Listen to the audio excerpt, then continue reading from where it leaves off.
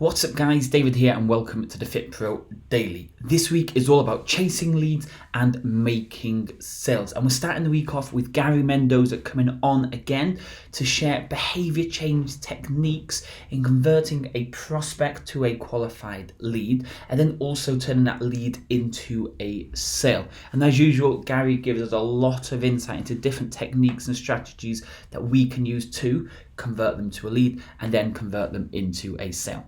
But before we do dive into today's guest interview, if you haven't already subscribed, press pause, press subscribe, and then let's dive into this week's guest interview.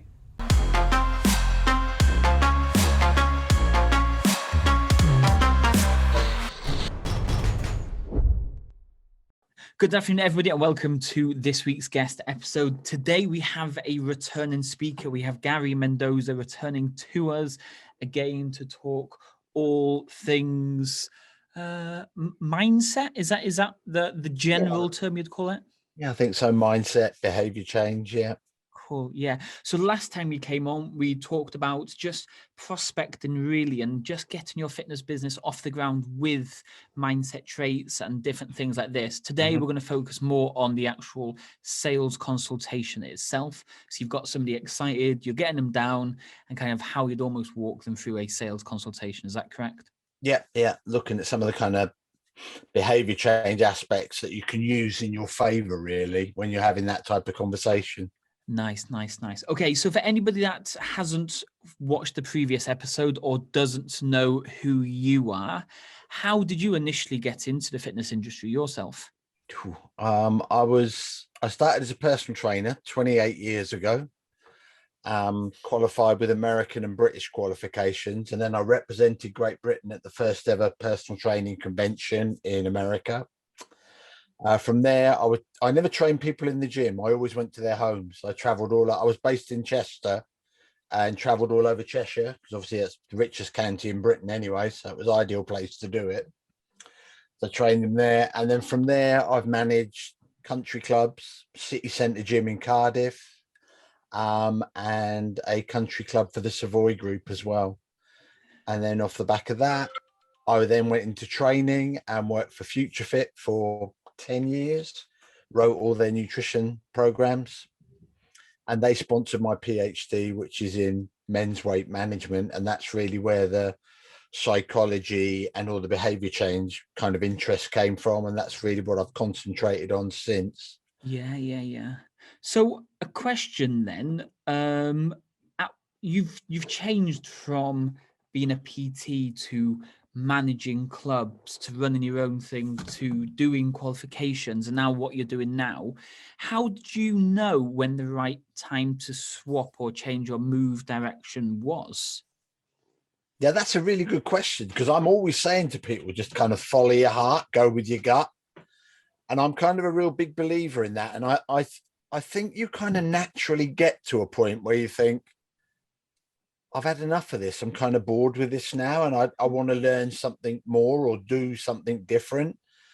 I mean, I've changed careers throughout. I mean, I was in the forces first off. And even when I was in the forces, I changed careers because I was in the Royal Marines and then I transferred into the Air Force. So I think I've always been one of these people that's just like, yeah, been there, done that, going to change now.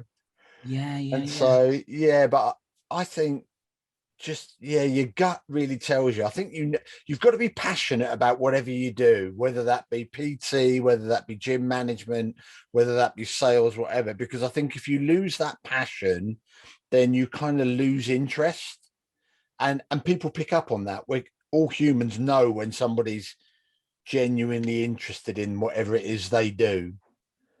So like you always come across as passionate about sales and helping trainers and that. And I think people pick up on that. And I think you can very quickly tell when somebody's, they're just going through the ropes kind of thing. You know, they're just going through the numbers, but they're not, their heart's not in it. So yeah. Let's just say you've decided, you know what, I've done really well training ladies, but I actually do want to train guys. I've trained guys before, but I'm only ever known as a ladies trainer. How would you kind of start transitioning in? Would you just dump all the ladies and move straight to men, or would you build it up slowly? What kind of tips could you give to people on that type of thing? I think I would always try and transition. I wouldn't kind of go black and white. I mean, I've always done that. So I was very fortunate that when I started out as a personal trainer, I was already managing a gym. And because you've got to bear in mind that when I started as a personal trainer, no one in the UK even knew what a personal trainer was. So that's why I always say I was definitely one of the first, because I actually wrote about it in the paper to explain to people what a personal trainer is. But I had that job behind me. So I was able then to start kind of testing the water as far as, oh, can I get clients? So I've done that. And then when I was working as a PT, I waited for the right job to come up. I didn't really go looking for it as such, but I knew I was in a stable career there and I could move to that. Similar then with training, and even similar with this, it's just that I was lecturing at university, but I was able to kind of start building my company in the background. And so I was able to kind of taper off, although I still lecture at Bath and Cardiff, but I've tapered that off a bit and concentrated on the business. So if you're already working in an area, so like in your example, you say, you know, you're currently working with men, but you want to move into a new market, keep that and then start to build a completely separate entity, as it were. I wouldn't even try doing, if your current market is built around your website or your Facebook business page, whatever, I would get a new website or a new Facebook page and start building that as well, because what you don't want to do is cause confusion for people. You know, they drop onto your website and you think, oh, I thought he was dealing with women now, and they find it's all about men. That's confusing. So I think the message has to be clear about, this is what I do. And there's nothing wrong with having two strands. In fact, in some ways, I think that's a good thing, because it kind of keeps you fresh. If you're just doing one thing all the time, that you can get a bit fed up of it. That's super true. And kind of what we'd lead into then would be, you've got everything up and then you start to generate interest and then we move into sales. But before we do dive into that sales aspect, you say you've been fortunate, or you've been in the right place at the right time to move into these different places. Should people therefore actually be putting the effort in to set new things up or try new things? Or would you say networking with the right people has helped get those opportunities? I think it's a combination of both. I think networking will give you a feel, because so like behavior change, a classic example, that's become a really big thing in the industry now, because suddenly everybody's realized nobody teaches behavior change. Now, I only picked up on that because I was networking, talking to people about it. And whenever I talk to them about an aspect of behavior change, suddenly their ears pricked up. And you start to realize that there's a definite kind of niche here, as it were. And I think it's the same with personal training. You might be working with your male clients, if we stay with that, but you're noticing that maybe there is a gap in the women's market, I don't know, 40s to 60s or whatever it might be. So what you would start doing then is maybe networking in that area, but also doing a bit of research, a bit of market research. I think often people overlook doing things like a SWOT analysis or something like that. And it always intrigues me on social media when you see people posting, what should I be charging an hour? Now, all that says to me is you haven't done a business plan. So why are you even asking that question? And I know people go, oh, yeah, business plan, that sounds quite highfalutin. It's not really. It's not that difficult to do, but it will give you a real feel for, this is where I can go. This is what I can earn. Is there even a market for it?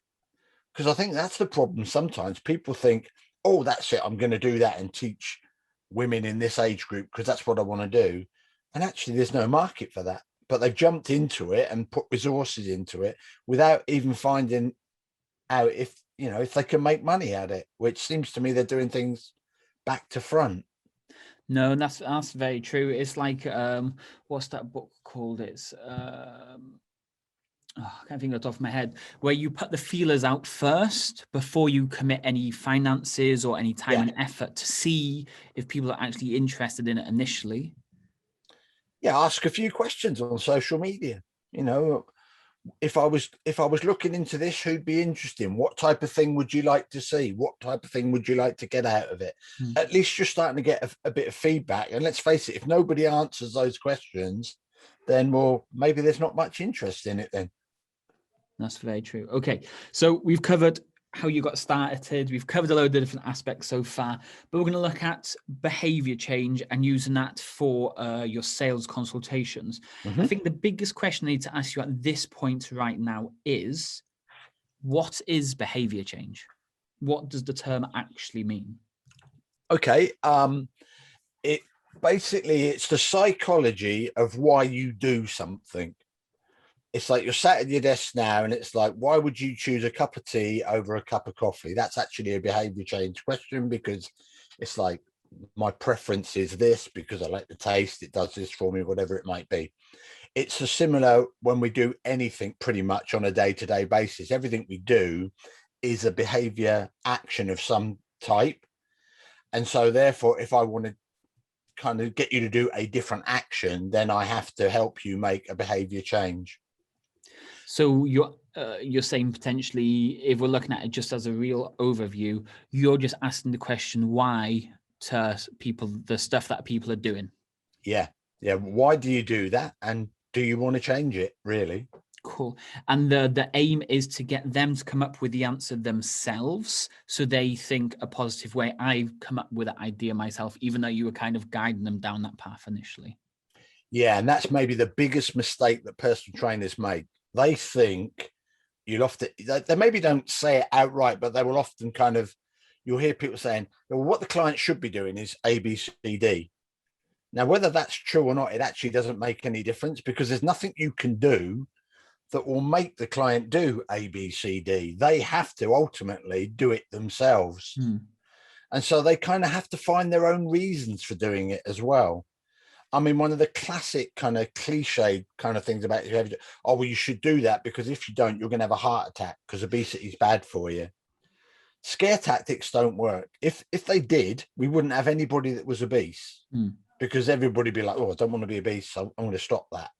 So putting your values onto a client and thinking that's the way they think is a mistake. You have to let the client find out for themselves why they would like to, or maybe need to, make that change, whatever it might be.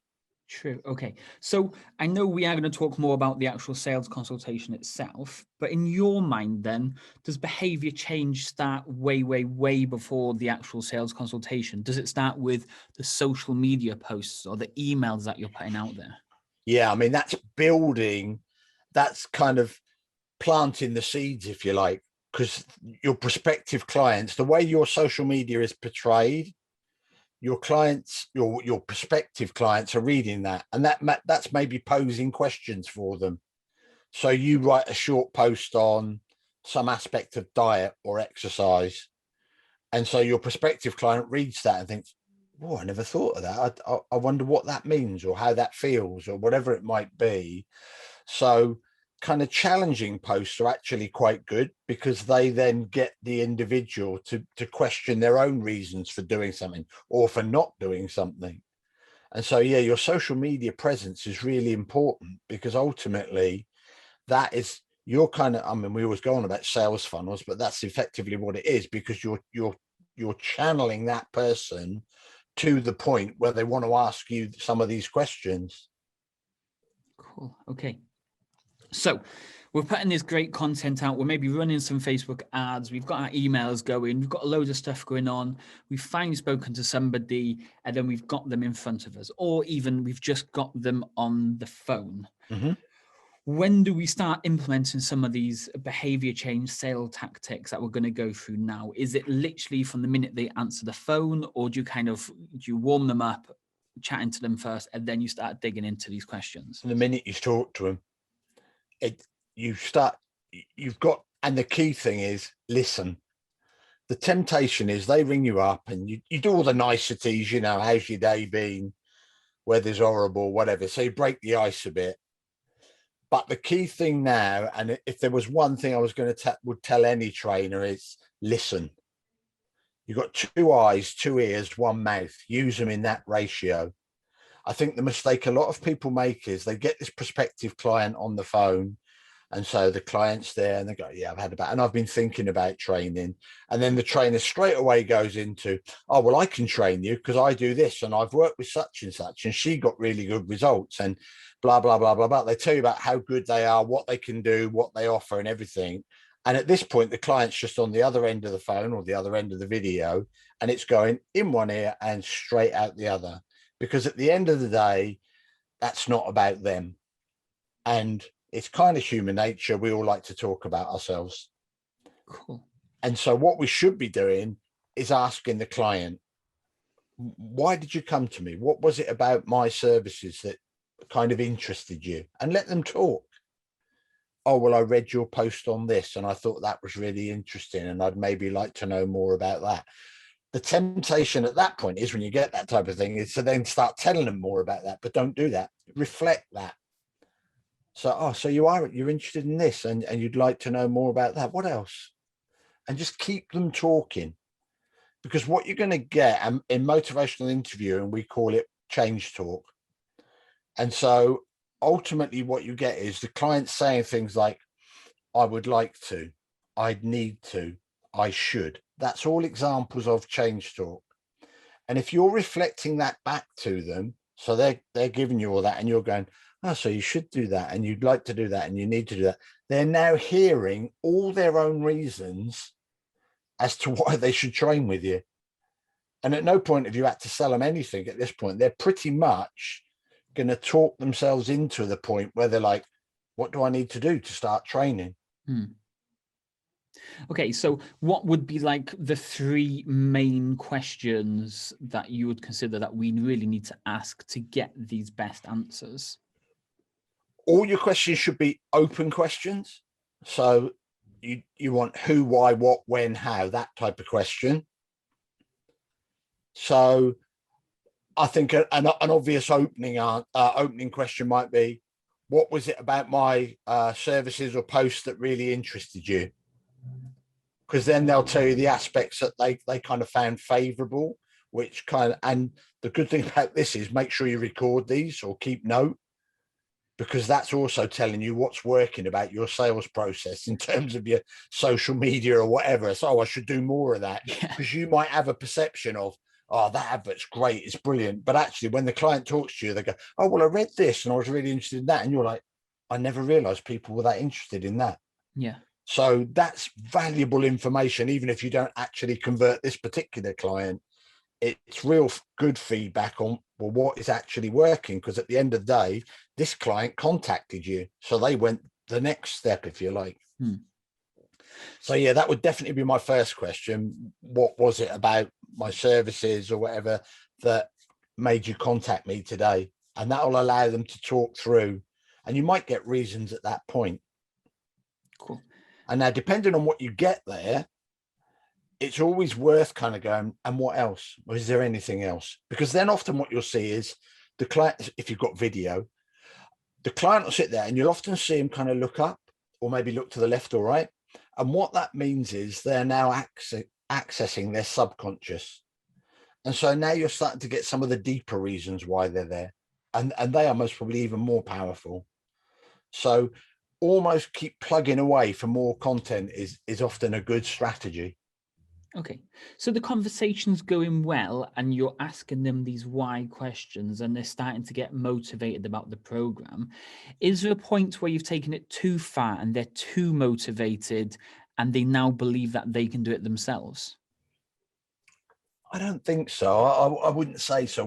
A key question to often ask is, at a certain point when you've got lots of, they're giving you lots of reasons why they should do it, how motivated are you to start training on a scale of 0 to 10, with 0 being you're just not ready at all, 10 being super motivated, want to sign up and start now? They're most probably, if they've been talking about a lot of their reasons, they'll give you a number around, I don't know, 7 or 8, maybe something like that. And quite a key question to ask at that point is not the temptation is, and a lot of people do this, why are you not at a 10 or why are you not at a 9? What that will do is give you sustained talk. It will give you reasons why they can't do it. Whereas if you say to them, oh, 7, that's pretty good, why did you not say you're at a 3 or 4? Oh, well, because I know I can do this, and I know I need to do that, and I know. So now they're giving you all their reasons even more, and so now you can kind of get them to a point where it's like, what's the next? It's almost, if you've got lots of this kind of change, you can kind of ask them, what is the next step for you then? Because you'll most probably get a degree of commitment at that point. Nice. Okay. So here's one I'm guessing a lot of people are also considering. Is there any wrong questions that you can ask? You've done so well so far. You've broken the ice. You've started to get them to talk, and then you might have a couple of questions pop into your head, and you're thinking, should I ask it? Should I not? Is there any questions that you say you honestly shouldn't ask that because that'll just blow it all? That's an interesting question. That's got me thinking. Is there something you could do wrong? Obviously, you can ask like really terrible questions that are going to massively demotivate them. But you're thinking, you know what? Yeah, I mean, I can think of one, which would be, why have you stopped training in the past? And the reason that's most probably not a good question is, they might start to think of all the reasons they kind of left the gym or stopped training with a different trainer, and then they might start applying that to you, thinking, oh well, I wonder if that will happen with you, or if I join this gym or whatever. So that's going to give you most probably negative type of responses. So you don't want to explore, in this particular instance, when we're looking to kind of convert a prospective client, we don't really want to explore any negative consequences. We want to keep the whole thing very positive and forward looking. Okay, yeah, that makes total sense. That so when you're asking the questions, make sure the questions you're asking are motivating, encouraging them, looking to the future and not looking backwards and struggles and why they gave up before, basically. Yeah, and the one you mentioned there is quite important, actually, the future thing. When we start, and I wouldn't go if we start working together, I would always go when we start working together, because I almost like it's a foregone conclusion, because they will feel that as well. What type of results are you looking for? What do you want to get out of this? Where do you think you can be in 6 months' time? So again, all kind of forward looking, but now they're forward looking, but working with you. So they're now seeing that as, well, that's obviously the next way to go. Because people like to envisage, oh, well, I'll be able to get into that dress, or I'll be able to do the half marathon, or hit my personal best on whatever it might be, whatever their kind of goals are. Cool. Okay. So yeah, get them to envisage the future is always good. You're having this great conversation. You're getting them motivated. They can see themselves in the future. They can see them working with you. You're getting excited because you're convinced this is going to be a sale. How do you then close that sale? Because that's where a lot of people tend to struggle with transitioning from inspector, question asker to give me your money, basically. I would start to tell them about the packages I offer. So I would, once I'm really convinced that they've given me lots of change talk and they're in a good place. I mean, I'm going back to when I was a PT now and thinking about what I did, but it would be kind of, right, well, there's a number of ways we can work together here. I do a 3-month package, which includes this month, many sessions. The cost of that is that. Or you can buy this many sessions up front. The cost of that is that. And I would have 2 or 3 options. So in a lot of cases, when I'm mentoring PTs, I always talk about having like a bronze, silver, and gold, or silver, gold, and platinum. I don't care what labels you put on it. But basically, you have your cheapest package. That's kind of the minimum you're willing to work for.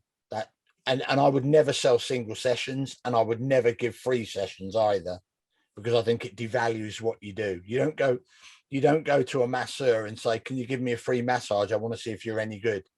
Never happens. You don't go to the dentist and go, can you do me one filling? I want to see if you're any good. You pay. So never do free sessions. That's a personal opinion. I don't know how you feel, but that would be me. I'm not working for free. Exactly. So I always think it's a good idea, and it's a complete sales tactic, but it does work. You have the cheapest package, so that's kind of the minimum you're willing to do. That might be, I don't know, 10 training sessions. To me, I don't see any point in selling any less than that, because you really are not going to see results unless you've kind of had any number of sessions with a person. You then might have your bronze package, which is, I don't know, 20 sessions, and you maybe do nutritional analysis and dietary advice or whatever in that. And then you have the platinum package, which is all singing or dancing, 30 odd sessions paid up front, whatever it might be. Your hope actually is that they always buy the silver package. And it's the way we are as humans. We don't like to be seen as cheap, so we don't want to buy the cheap package. So we always tend to go for the middle package. So it's like, oh, well, I'd go that. So I would lay out what I provide, and then I would just make the assumption they're buying. I go, okay, out of those three, which one is going to work for you best? Rather than, because sometimes what people do is they say all their prices and then they go, are any of those any good for you? And of course, you're giving them a get out straight away. But by laying out your pricing strategy at that point and going, which one of those is going to work best for you, it's almost like you're getting a commitment at that point. Yeah, so that's the key question to ask. And instead of asking, how does this sound or how does that work, you're presuming that they are going to pick one and you're just asking them for their own choice of which one. Yeah, 100%. Because if you go, how does that sound? An obvious answer to that is, oh, it's a bit too expensive for me. I don't know if I can afford it. And then you're struggling then to pull it back. Cool. Okay. So let's go. You've got these three options. Do you go low to high, or do you go high to low? I always go low to high. That's just a preference. I'm not sure it makes a great amount of difference, because what's happening from a psychological perspective is they're doing the ranking in their head anyway. So they're looking at it and going, right, A, B, C. And they're kind of trying to decide where they are on that spectrum. Okay. So another pricing question, one for you then. Do you go 50, 100, 120, or do you just go 50, 100, 150 type of thing? So that's middle to high. The gap is so small, it's almost, it's like when McDonald's say, do you want to supersize it for an extra 10 pence? That you just like, yeah, it's no brainer. I should pay that little bit extra for all this extra stuff. It's an interesting sales tactic, and I can see the logic of it. But my concern with that would be time and money. It's like, if there is very little difference in terms of what that is to me in terms of my time commitment and outlay and things like that, then yeah, it's fair enough to have one that's quite close to the other, just to kind of shift into that higher one. But if the packages are a true reflection of the content and what they're given and what they get from it, then I'm not too worried about if they're closely priced, because it's like, well, my kind of gut is I want you to go for the middle one, because that's where I need to be from, because I'm thinking back now to my business plan in terms of, I need this many clients paying this much. And then if they go for the platinum package, then actually, well, that's a bit of a bonus, because I never thought anybody would buy into that. But 9 times out of 10, you always get someone that does. Yeah, you are surprised. You put this crazy offer out and like, no one's going to buy that. And somebody says, yeah. And you're like, oh, okay. Yeah. Yeah, you've never even planned for it. You're like, oh no. My brother's an electrician, so he will quote really stupid prices for jobs he doesn't want. Yeah. Because there are certain things he just doesn't like doing. So he just puts an astronomical estimation on that. And he said, still, some people buy it. And he said, then it's not so painful doing it, because you're just getting silly money doing it. Yeah. We've done it a few times with clients you just don't want to work with, but you don't have the heart to say, I just don't think we're a good fit. And then you give them a prize and they still say, and you're like, oh. Well, it kind of softens the blow a bit. And it's just like, oh, well, I'll put up with it. Cool. Okay, so let's move into an upsell situation then. The conversation's gone well. They've decided they're going to go for the middle package, let's say. Do you then try and push for an upsell right away, or do you maybe wait until they're in, they've done a couple of days, and then maybe try and upsell them to something additional? I think from my perspective, now this is purely from my perspective, not from a sales perspective, ethically, I'd be comfortable with them purchasing the package that they felt comfortable with. And then if I could see 3 weeks in that they'd be better off with, and then I feel I can upsell to them, because, and this is just my ethics, I don't mind saying to them, look, this isn't, because I think you can look at sales two ways. It can just be a job and it's all about the money, or it can be the money's important, but actually so is the client. And so I'm always coming from a standpoint of, yes, I need the money, but actually I do want the client to get something out of it and get better from it and what have you. So like when I'm training trainers, yeah, I'm charging for the course, but I also want the trainers to really go away from that thinking that was great. I want to buy more Yeah. because I've really, and I think I'd be the same with clients. Cool. It would be Okay. like, yeah, I can really see how this is working for me. And they'll get a feel for you as well. They'll feel, yeah, he has got my interests at heart. So they won't even feel like they're being upsold. They'll feel like, oh, that's obviously the best thing for me, because you've got that degree of trust now. So Okay. that's my personal opinion, really. Before we go into the final tips and things on behavior change, let's say the conversation went okay. Yep. And then you've decided, you know what, I actually don't really want to work with this person. The answers, the vibe, the feeling I'm getting from them is not great, but they're actually getting really motivated and excited about wanting to do the program. How potentially can you switch it the other way around and say, actually, I'm full, or I don't think we are a good fit for each other? Because honestly, you've got to be honest, sometimes with prospects, sometimes they're just not a good fit, even though you've took them down the sales flow. Yeah. Yep. Well, my first thing would be make sure you've got someone you can refer on to, because you see this in therapy as well. Clients will come to a therapist and they do that initial consultation, and the therapist just thinks, I don't get on with this person. There's something not right. Or they might think this is kind of a bit outside my scope of practice. Yeah. Shouldn't be dealing with it. And so they then have no problem in going, I don't think I'm the way I work, I don't think we're going to work well together. I think you'd be better working with da da da da da. And then they refer on. And so I think if you've got other people that you know that maybe work in the same gym as you, there may be trainers that prefer to work with that age group, age bracket, particular problem, whatever it might be, then there's no shame. And I did a post about this the other day about there's no shame in referring on. And you can refer on because it's outside your scope of practice, but it's equally as valid to refer on if you feel that you're just not a good fit. And I think it's better to be honest than try and struggle through and know that because the problem, if you try to struggle through, I know at the point when you're sat with this person, you're seeing the pound signs and the money going into your bank. But you might want to also consider that if in 3 weeks this person drops out because you're not getting on and possibly they're not getting results, that may well reflect badly on you, in that they'll jump on social media and go, oh, he took me on and he didn't know what he was doing and he was rubbish and da da da. And unfortunately, you can't defend yourself because you're not there to put your side of the story. And this is why I advocate screening for weight management and using psychometric tests, because you don't want to take on clients that aren't psychologically ready to change, because ultimately they will fail and they will blame you. And it's very difficult, even if you've got a really valid argument, especially on social media, where it's just like, one or two, people will pick up on all the bad stuff, but they often won't notice the kind of rebuttal where the trainer goes, well, it wasn't really my fault. There was this, that, and the other. So yeah, never work with people that you think this can't work, because it damages you, and it most probably damages them as well, in terms of if they have a bad experience with you as a trainer or anybody as a trainer, are they liable to then go to another trainer? It's unlikely.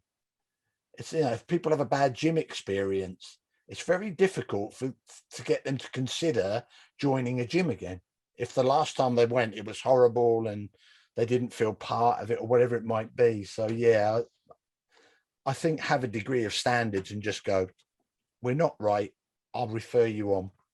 So, or if you feel they're going to be a nightmare client, you refer them to the person that you really don't like, so they have to. Yeah, I'm not sure that's that ethical, and I'm sure the other trainer would catch on to that very quickly as well. Cool. So you mentioned readiness to change or state of change or something then. Uh-huh. Is that like a pre-screening questionnaire or a couple of questions they need to answer before you even have that consultation? Yeah, so I use and I teach on the behavior change and the psychometric test because is psychometrically test because this is what I used in my research. And so it was for weight management specifically, but these tests will tell you whether a client is actually ready to lose weight. And so what happened in the research was I had over 200 PTs from across the UK. So it's one of the biggest studies that's been done with actual personal trainers in the field. And basically they were getting all their clients, anybody that was new to them, they got them to fill out the psychometric tests. And then I followed up the clients, not the trainers. I didn't go back to the trainers. I went directly back to the clients. And what I found from the data was I could predict which clients would lose weight, which clients would drop out of the program, and which clients really wouldn't do very well. And so using that data in the second part of the study, I said to trainers, again, I've got another group of trainers, and I said, right, I want you to run this weight management program, but you must screen first, and people must meet this criteria before you allow them into the program.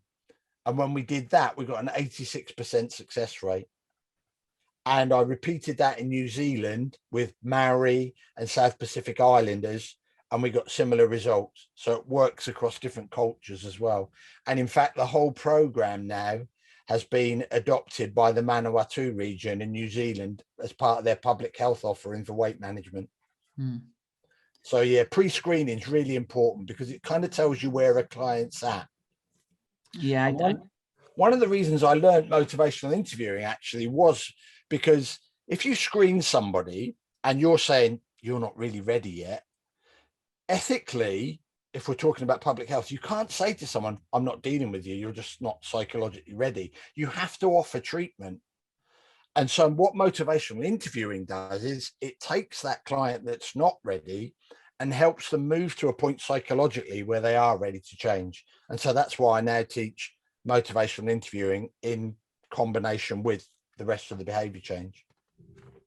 Yeah, it is a key point. Like there's so many different aspects and things you can get from that initial questionnaire.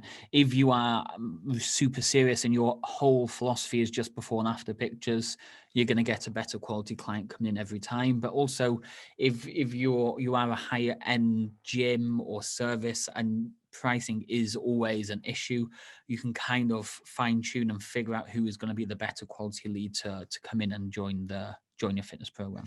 Plus, it's a USP for you because how many gyms, how many trainers screen clients? It's quite rare. I mean, there'll be all the guys that have done my course, but even so, in terms of the total PT population, that's not that many. It's a small percentage. So just offering the psychometric testing is like, well, that's a bit different. No, I haven't heard of anyone else do that. So that often intrigues people anyway. They want to do that just to kind of find out where they're at. So you have to pass this test to get in. Well, I think making it a pass or fail thing is the wrong way to go. It's just like what the data will tell me is where you're at. And because I've got the MI skills, I can help you move to a point where I know you will be successful. Cool. Okay. So to finish off then, have you got any final tips or insights into behavior change when it comes to, okay, let's not just say sales in general, for just your fitness business in general? Yeah, be aware of what motivation is.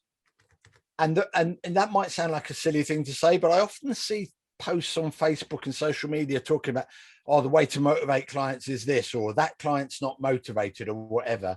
If you understand what motivation is, then you can make sure that everything you are doing is building your client's motivation to train, to get fitter, to lose weight, whatever. And so what we're trying to build as trainers is intrinsic motivation. In other words, the client finds it from within themselves. Now, the way you do that is through education. So there must be a strong education element in your program, whether that be the gym, whether that be a personal trainer. The key one, and this is often overlooked, is make it fun. It should be enjoyable. People will not do things that are not enjoyable, not long term. So especially as a personal trainer, you should be able to mix things up, make it enjoyable, make it fun, come up with something different. Don't just stick to the same rigid program all the time. Switch things around. The key thing in personal training, the key word is personal. And that often gets overlooked. It's just like we've got to see the same generic program going to every client. And I've been into gyms, especially when I was delivering MVQ for Future Fit, and I could tell you who the trainer was. It's because, well, every program's the same. It's like these are so generic. It's pretty obvious. Nothing personal about that. So yeah, education, make it fun, and most importantly as well, build the client's capability. So teach them new things, whether that be a better way of lifting a weight, break it down into the stages so they really understand all, and don't just teach a particular exercise or aspect of nutrition. Make sure you tell them the reasons why it's beneficial, what they will get out of it, because now that's all building into that intrinsic motivation. So yeah, understand what motivation is, and then make sure that everything you do builds that motivation in your client, because you'll keep the client longer if you do that. Gary, I hope everyone listening to this is now highly motivated and ready to go. So how can people find out a little bit more about what it is maybe you do? You mentioned you do some mentoring, or you've got some courses and stuff, or even maybe they just wanting to chat. They can, like, if you go onto my website, www.stagesofchange.co.uk, there's some e-learning courses. There's the taught behavior change course. And then I mentor only 5 PTs. I've got a couple of slots at the moment, but I don't want any more than that because I really work really closely with them. And then if you just want to chat, if there's something you kind of want to clarify or whatever, you can book a chat on my website as well. 15-minute free, there's no obligation there. Just might be able to point you in the right direction, whatever. And then follow me on social media. So my Instagram is Dr. Gary Mendoza, and Twitter is Dr. Gary Mend. Gary, I appreciate your time today. Thanks for coming on. And I'm guessing everyone that's listening a little bit more motivated, and they've been writing notes ready to sell better, sell more ethical, and grow their fitness business. Cool. Well, thanks for inviting me on. I've enjoyed the chat. No problem. So that was Gary Mendoza on using behavior change techniques to turn a prospect into a lead and to also make them or convert them into a sale. So again, definitely go back, watch it all over again, take some more notes and start implementing some of the stuff that Gary was talking about. I'm going to leave it there for today. If you haven't already subscribed, press pause, press subscribe, and then I'll speak to you all tomorrow. Cheers.